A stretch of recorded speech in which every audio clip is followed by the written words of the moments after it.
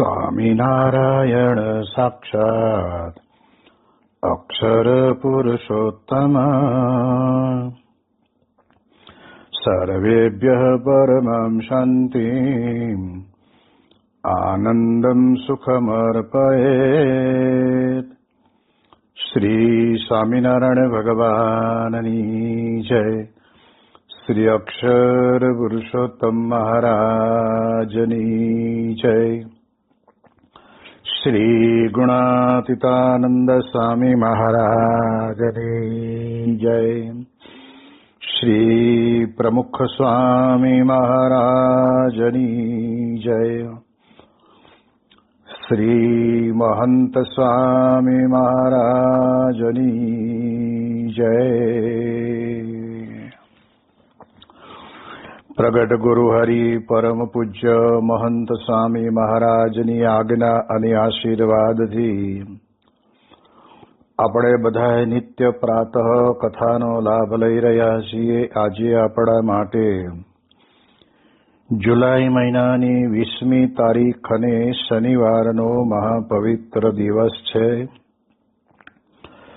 અને 1313મી સભા થાય છે.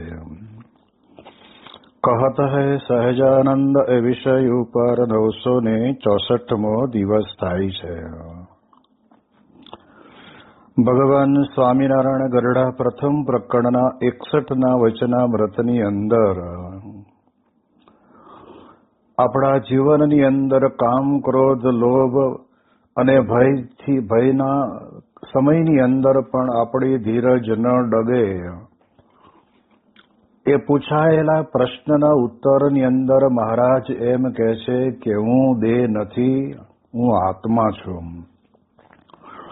આ પ્રકારની જ્યારે આત્મનિષ્ઠા અંતરની અંદર દ્રઢ થાય અને આત્મનિષ્ઠા વિના તો બીજા અનેક ઉપાય કરે તો પણ ધીરજ રહે નહીં.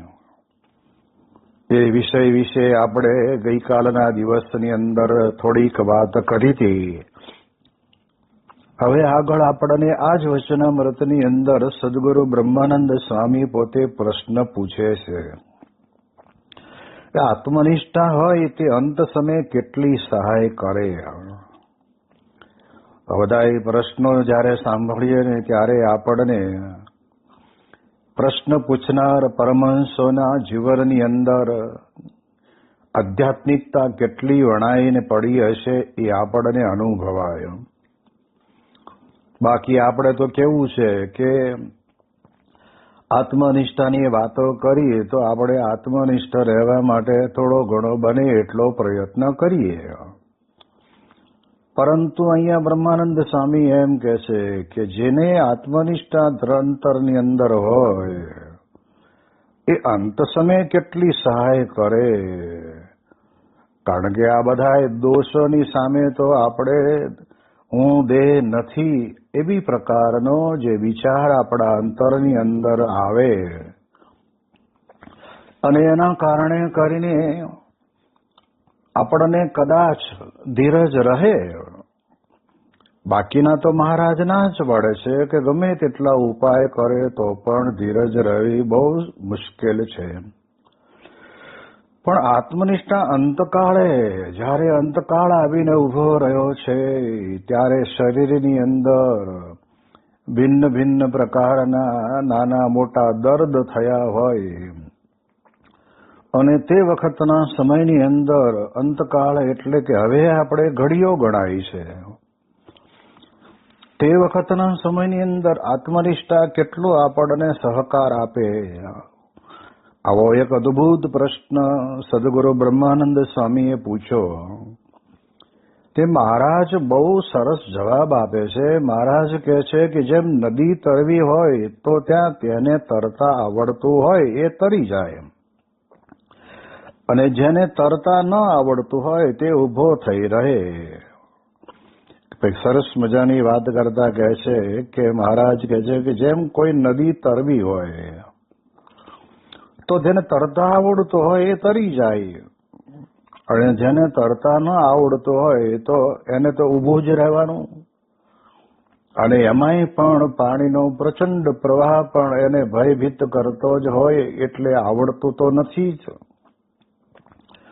પણ જ્યારે સમુદ્ર તરવો હોય ત્યારે તો તે બેયને વહાણનું કામ પડે. અહીંયા આગળ બહુ મીઠું દ્રષ્ટાંત આપીને મહારાજ આપણને કહે છે કે તરતા આવડતું હોય એને અને તરતા ન આવડતું હોય એને પણ જ્યારે સમુદ્ર તરવો હોય ત્યારે વહાણનું કામ પડે. એટલે અત્યારના શબ્દોની અંદર આપણે વિચારીએ તો સ્ટીમર જેવું યાંત્રિક સાધનની આપણને જરૂર પડે, કારણ કે પછી તો દરિયાની અંદર ઘણી બધી પ્રકારના કહેવાય છે કે મગરમચ્છો અંદર પડેલા હોય, એ ક્યારે આપણને ખાઈ જાય, આપણે એટલા બાહુબળ વડે કરીને કોઈ દરિયો તરી શકે નહીં. પણ મહારાજ કહે છે કે બેયને વહાણની જરૂર પડે. હવે આવું મહારાજ કહીને આપણને શું કહેવા માંગે છે? તેમ ટાઢ તડકો, ભૂખ, તરસ, માન, અપમાન, સુખ, દુઃખ તે રૂપી જે નદી, તેને તો આત્મનિષ્ઠા વાળો હોય એ તરી જાય. મહારાજ કામ કેટલી અદ્ભુત વાત કરે છે કે ટાઢ તડકો, ભૂખ, તરસ, માન, અપમાન, સુખ, દુઃખ એ રૂપી જે નદી હોય. હવે આપણે સમજી શકીએ છીએ કે ટાઢની અંદર પણ મહારાજના વખતની અંદર ઘણા બધા સંતોને મહારાજે એવો નિયમ પણ આપેલો કે ગમે તેવી ઠંડી પડી હોય તો પણ કહેવાય છે કે ન તો ઝાડનો આશરો લેવો કે ન તો કોઈ ઓઘાનો આશરો લેવો, ખેતરની અંદર એમ જ પડ્યું રહેવું. હવે આપણે જાણીએ છીએ કે વધારે પડતી ઠંડી હોય તો ઠંડી સહન થાય નહીં, કારણ કે પંચભૂતના બનેલા શરીરની અંદર એ શીતળતાના વાતાવરણના કારણે કરીને આપણે પણ એમાંથી વિશેષ કરીને વધારે બીમાર પણ પડી જઈએ.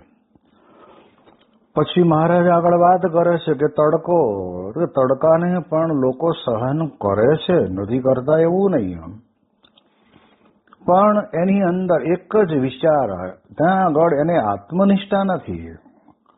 જેમ આપણે જાણીએ છીએ કે પ્રચંડ ગરમીની અંદર પણ લોકો પોતે નોકરી કરતા હોય છે. તે ભરૂચની અંદર જયારે અમે હતા ત્યારે વિડીયોકોન નામની જે કંપની છે કે ટીવીના આગળના કાચનું જ કેબિન બનાવતા હતા, અને તે વખતે ત્યાં આગળ જવાનું થયું ત્યારે 1500 ડિગ્રી તાપમાન, જે ગેસના પ્રચંડ અગ્નિના જ્વાળાની અંદર જે રો મટીરિયલ હોય એ બધું ઓગળી જાય, અને ઓગળ્યા પછી એમાંથી એ લિક્વિડના ફોર્મની અંદર જ્યારે એ ટીવીના કાચની કેબિનનો બીબુ હોય એમાં પડે ત્યારે તે વખતે તો ભયંકર ગરમ ગરમ હોય. તો ત્યાં આગળ જે લોકો નોકરી કરતા હોય, જોબ કરતા હોય, એ બધા સહન કરે જ છે. અમે તો એક થોડીક વાર ઉભા રહ્યા ને તો એમ થયું કે ચાલો આ તો બહુ ગરમી છે.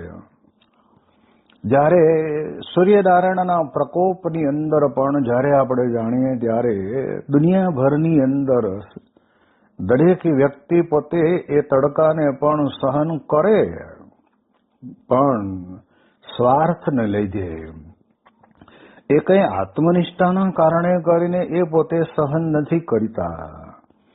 ખેડૂતોને માથે જબરજસ્ત તડકો તપતો હોય, ઉનાળાની અંદર આપણે જાણીએ એ પ્રમાણે ખેતરને ખેડવાનું હોય એટલે હળ ચલાવે, અને ત્યારે એ તડકો જબરજસ્ત માથા ઉપર વાગતો હોય, પણ મનમાં એમ રહે કે જો બેહી રહેશું તો પછી આ ખેડ ક્યારે થશે. એટલે એટલા માટે થઈને એ પોતાની ખેતીની અંદરથી આ ઉત્પન્ન થતી આવકની સામે એની દ્રષ્ટિ હોય એટલે એક મને કમને પણ એ તડકાને સહન કરે. એવી જ રીતે આપણે જાણીએ છીએ કે ભૂખ અને તરસ, તો દરિયાની અંદર ઘણા બધા એવા લોકો હોય છે કે આખો દિવસ સવારના નીકળ્યા હોય ને મોડી રાત સુધી કંઈ પણ પ્રકારનો ખાવાનો મેળ ન પડ્યો હોય તો કંઈ એ આત્મનિષ્ઠાના કારણે કરીને ભૂખ્યા રહે છે એવું નથી. લોક જગતની અંદર તો દરેક વ્યક્તિ પોતાના વ્યક્તિગત સ્વાર્થના કારણે કરીને જ એ પોતાના જીવનની અંદર આ પ્રમાણે ભૂખ અને તરસને સહન કરે છે, પણ મળે તો મૂકે નહીં. પણ આગળ કહે છે કે માન અને અપમાન, આ પણ લોક જગતની અંદર લોકો કેટલું બધું સન્માન મળતું હોય તો પણ એ સ્વીકારે છે અને અપમાન મળે તો પણ સ્વીકારે છે. મોટી મોટી કંપનીઓની અંદર જ્યારે જોબ કરતા હોય ત્યારે સમય કરતા 15 મિનિટ મોડા પહોંચે ને ત્યારે એની ઉપરી અધિકારી જે છે એ તરત જ એને 2 શબ્દો કડક થઈને કહે કે આવી જ રીતે આવવાનું હોય તો કાલથી આવવાનું બંધ કરી દેજો. અને ત્યારે સુનમુન થઈને ઊભું રહેવું પડે અને જે કડક શબ્દો કહે એ શબ્દોને પણ એણે પોતાના જીવનની અંદર સાંભળવા પડે અને સામે કોઈ પણ પ્રકારનો પ્રત્યુત્તર ના કરે. તો એવું અપમાન પણ સહન કરે છે. આપણે જોઈએ છીએ દરેક વ્યક્તિ પોતાના જીવનની અંદર માનમાં તો માણસ માત્ર ફૂલાઈને ઢોળ જેવો થઈ જતો હોય છે, પણ એ માનના સ્વાદની અંદર માણસ તરબતર બનેલો હોય ને એટલે એને એવું દેખાય. બાકી હકીકતની અંદર તો કઈ આત્મનિષ્ઠા છે કે મને કોઈ માન આપશે તો હું તો આત્મનિષ્ઠ છું, મને કાંઈ થવાનું નથી. રહેજ થયા વગર રહેજ નહીં. અને પછી આગળ વાત કરતા કે સુખ અને દુઃખ રૂપી જે નદી, આ તો બધાએ આપણે જાણીએ છીએ કે જયારે સુખ આવે ત્યારે આપણા અંતરની અંદર આપણને આનંદ રહે અને જયારે દુઃખ આવે ને ત્યારે આપણે અંતરની અંદર ઉદ્વેગ ઉભો થાય. અને એટલે જ ભગવાનના ભક્તો પોતાની કલમ વડે કરીને લખીને ગયા કે સંસાર છે સુખ દુઃખનો દરિયો, તેમાં તરી શકે કોઈક જ તરિયો.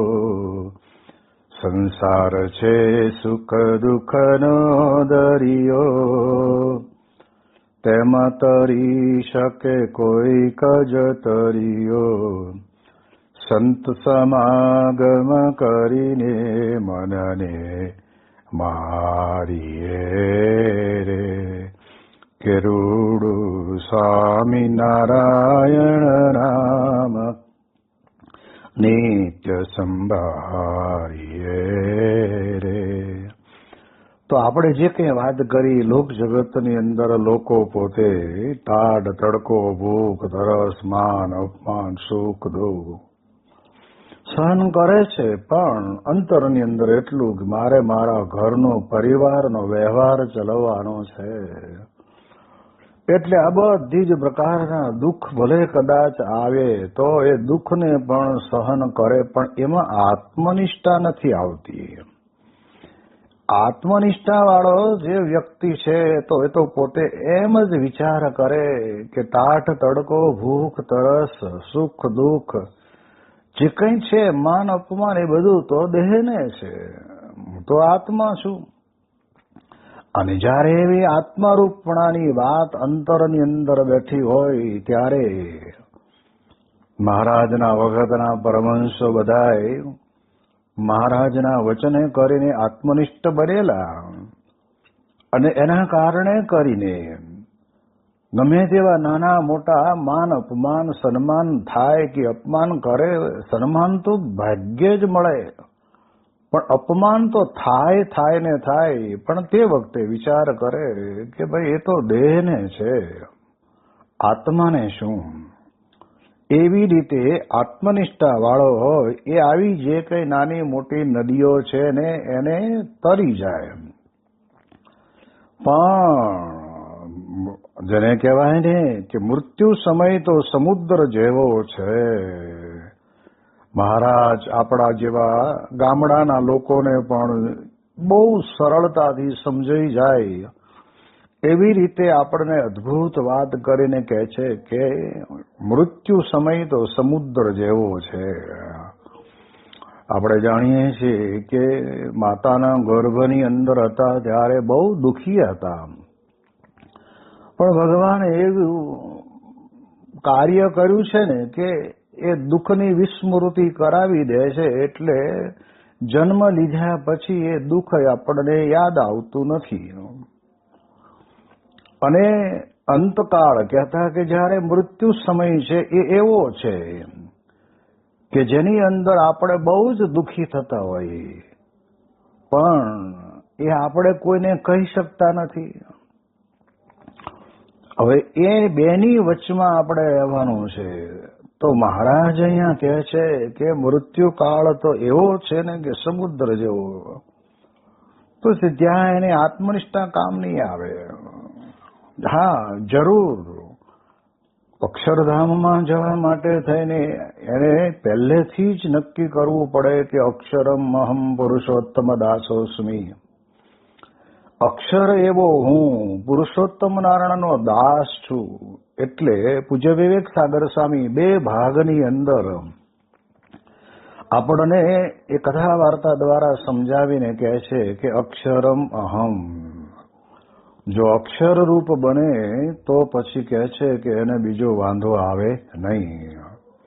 આપણે જાણીએ છીએ કે આણંદની અંદર જ્યારે પવિત્રાનંદ સ્વામી તો આ બધા સદગુરુની અંદર ખૂબ આગળ પડતું સ્થાન ધરાવતા, અને તે વખતના સમયની અંદર સંધ્યા આરતી પછી ત્યાં આગળ જે સ્વામિનારાયણ નરનારાયણ એવી કંઈક ધૂન બોલાતી હશે અને એને બદલે સ્વામિનારાયણ કર્યું હશે, અને ત્યારે તે વખતે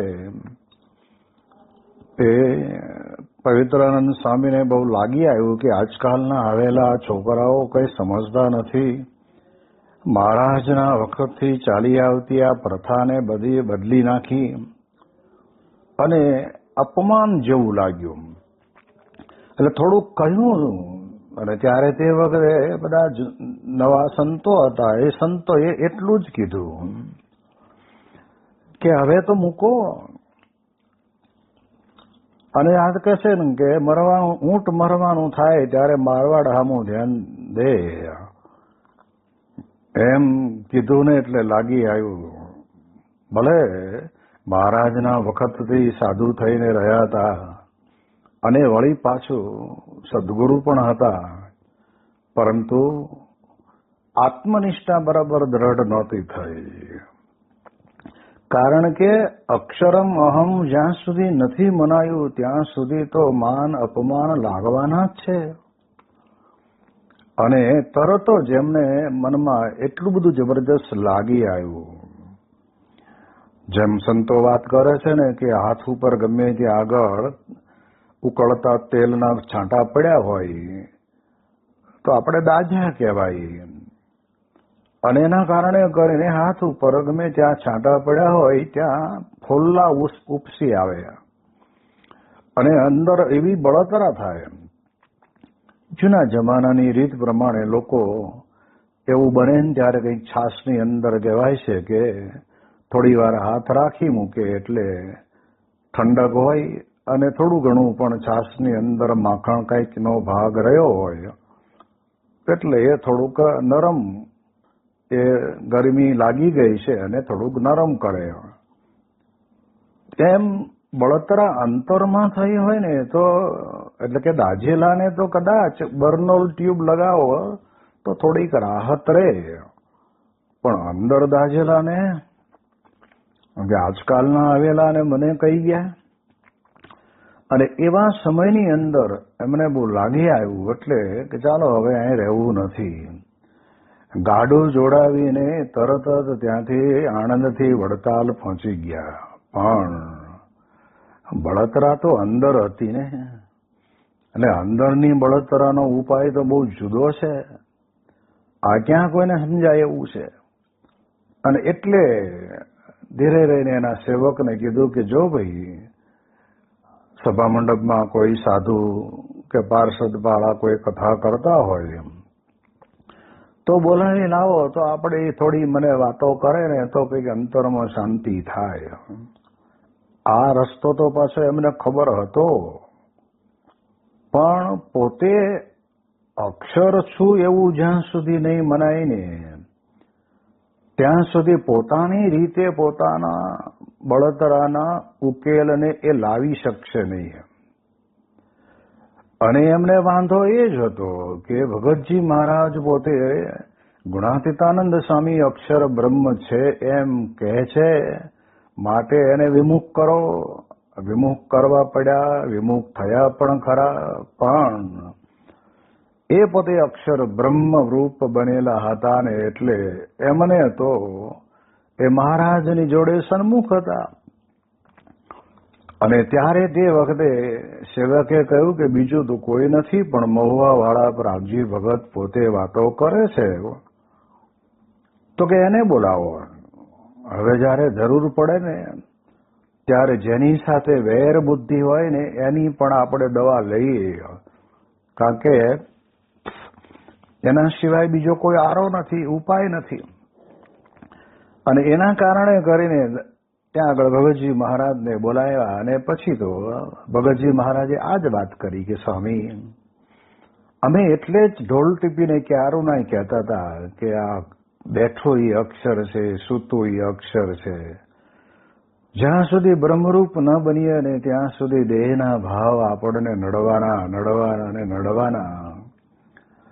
જ્યારે મૃત્યુ સમય આડો આવે જેને કહેવાય ને કે મહાસાગર જેવો, તો તે સમયની અંદર આત્મનિષ્ઠા તો કદાચ હોય, વાંધો નથી, પણ હું અક્ષર છું એવું જયારે મનાય ને ત્યારે પછી એને એ કોઈ પ્રશ્ન રહેતો નથી. અને પછી પુરુષોત્તમનો દાસ છું.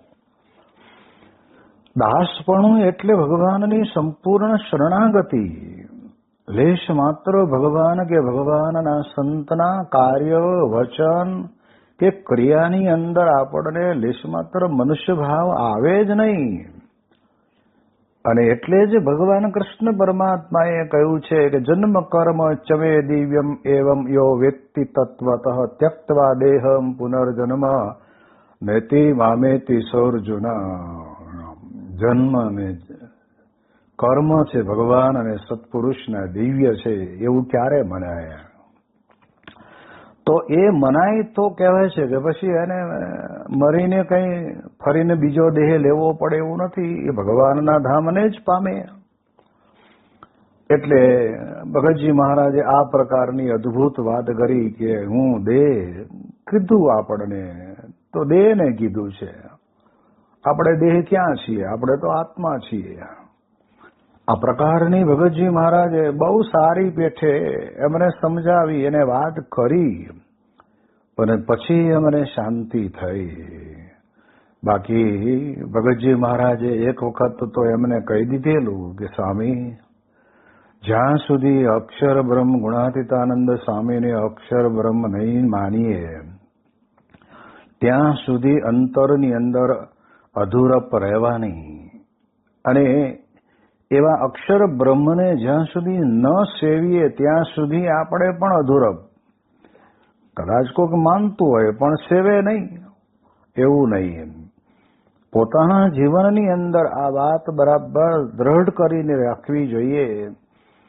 એટલે મહારાજ અહીંયા આગળ આપણને કહે છે કે આપણને કોઈક શબ્દ કહે અને આત્મનિષ્ઠા દ્રઢ કરાવે તો એ શબ્દ આપણને લાગે નહીં. એ બધી નાની મોટી નદીઓ તર્યા જેવું છે. પણ યાદ રાખવાનું કે આત્મનિષ્ઠા દ્રઢ ન કરવી એવું મહારાજનું કહેવું નથી. ડાયરેક્ટ આપણે જેમ કહેવાય છે કે વાહણમાં બેસી જઈએ, વાહણમાં બેઠા પછી પણ જ્યારે વાણ અલગ ડોલક થવા માંડે ત્યારે આપણને બે વિચાર આવે કે હારું આમાંથી આપણે આ વાણ કે હોડકું ડૂબી જશે તો આપણને તરતા તો આવડતું નથી, શું કરશું? પણ તે વખતે એને પૂર્ણ વિશ્વાસ હોય કે મરશે તો દેહ મરશે, આત્માને ક્યાં કઈ થવાનું છે. એટલે અહીંયા મહારાજ આપણને કહે છે કે મૃત્યુ સમય તો સમુદ્ર જેવો છે, માટે ત્યાં તો આત્મનિષ્ઠા વાળો હોય કે પછી વગર આત્મનિષ્ઠા વાળો હોય, એ બેયને ભગવાનની ઉપાસના રૂપી વાણનું કામ પડે છે. માટે અંતકાળે તો ભગવાનનો દ્રઢ આશરો હોય તે જ કામમાં આવે છે. મહારાજે બહુ સ્પષ્ટપણે કહી દીધું, બે જણાની વાત કરી દીધી, આત્મનિષ્ઠા વાળો ને ભગવાન કહે છે વગર આત્મનિષ્ઠા વાળો, બે જણાને ભગવાનની ઉપાસના રૂપી વાણનું કામ પડે. ઉપાસના એટલે આપણે એમ સમજી લઈએ કે સ્વામિનારાયણ ભગવાન છે, પરંતુ દેહ ભાવ જો હશે ને તો સ્વામિનારાયણ ભગવાનને માનવામાં પણ ક્યારેક દેહ ભાવના કારણે કરીને આપણને એમાં મનુષ્ય ભાવ આવશે. આપણે જાણીએ છીએ કે જેમ ગઢાળીના આંબા શેઠને માત્ર આટલો જ પ્રસંગ જોયો, એને તરત જ વિચાર આવ્યો દેહ ભાવ.